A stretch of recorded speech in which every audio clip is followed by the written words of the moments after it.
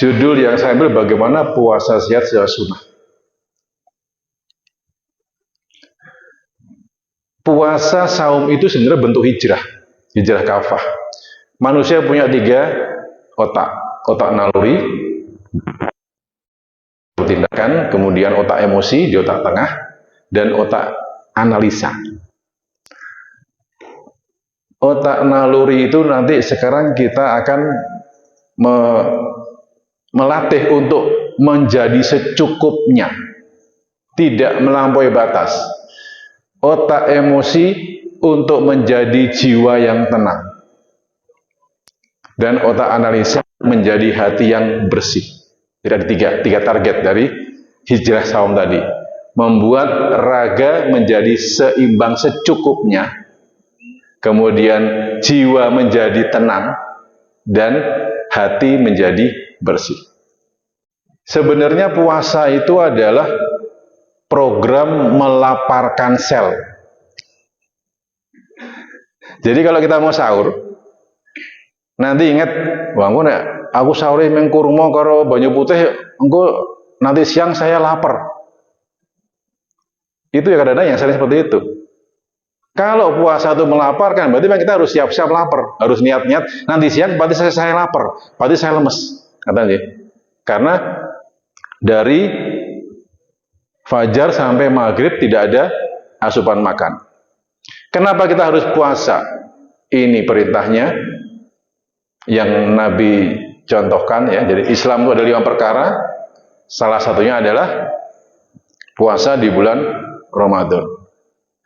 Ini dalil yang sudah kita sering hafalkan ya. Jadi ya ayyuhalladzina amanu. Itu ada panggilan untuk otak analisa kita, hati yang beriman. Kemudian kutiba alaikumusiyam, kita diwajibkan melakukan ibadah puasa seperti orang terdahulu. Pertanyaannya, kalau ada kegiatan yang namanya siam, saum, puasa itu dari dulu sampai sekarang itu dilakukan dan itu pasti baik, kira-kira kita mau nggak untuk mengikuti itu? Ya, jadi itu harus jadi kalau itu dari dulu dilakukan, berarti itu baik. Terus sekarang apa? Endingnya. Tujuannya apa puasa tadi? La'alakum tattaqun. Untuk menjadi orang bertakwa. Sekarang bagaimana kita melakukan ibadah? Ibadah harus ittiba Rasulullah.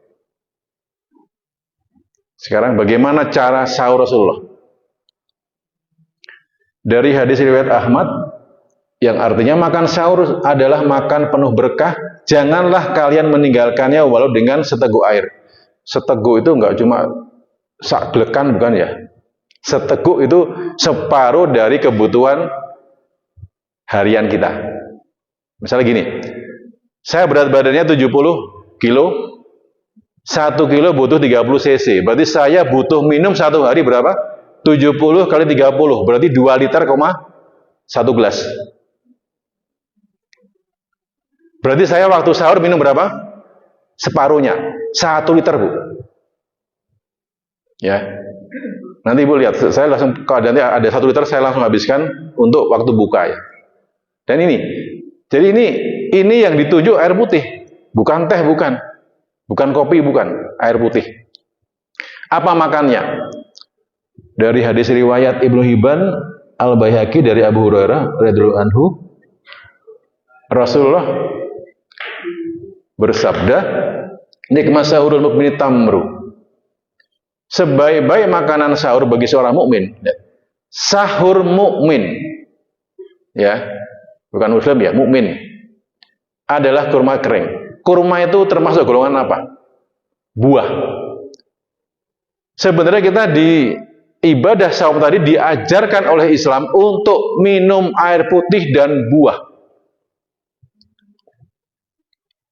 Ini apa namanya tadi? Kombinasinya. Jadi konsepnya begini konsepnya. Air putih alami dan buah alami, ini hadisnya ya. Ini yang saya lakukan di rumah. Saya kalau sarapan, kalau sahur tidak pernah pakai selain buah dan air putih.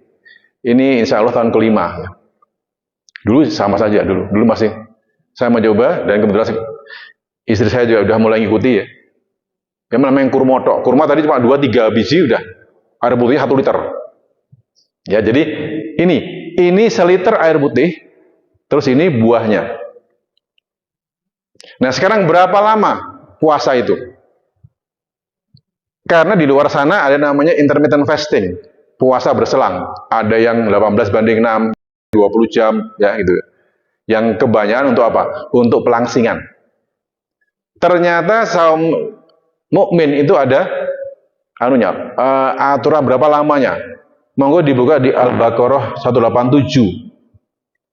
Ya, yang artinya makan dan minumlah hingga terang bagi perbedaan bidang putih dan menjadi fajar. Mulai fajar sampai menjelang malam, lail atau maghrib. Kalau di kota Magelang berapa jam? 13,5 jam. Ya, jadi itu yang harus kita ikuti. Kenapa? Ini yang memerintahkan adalah Allah langsung. Berarti lama puasa itu yang terbaik adalah ini dalilnya. Ada yang puasa 72 jam. Monggo.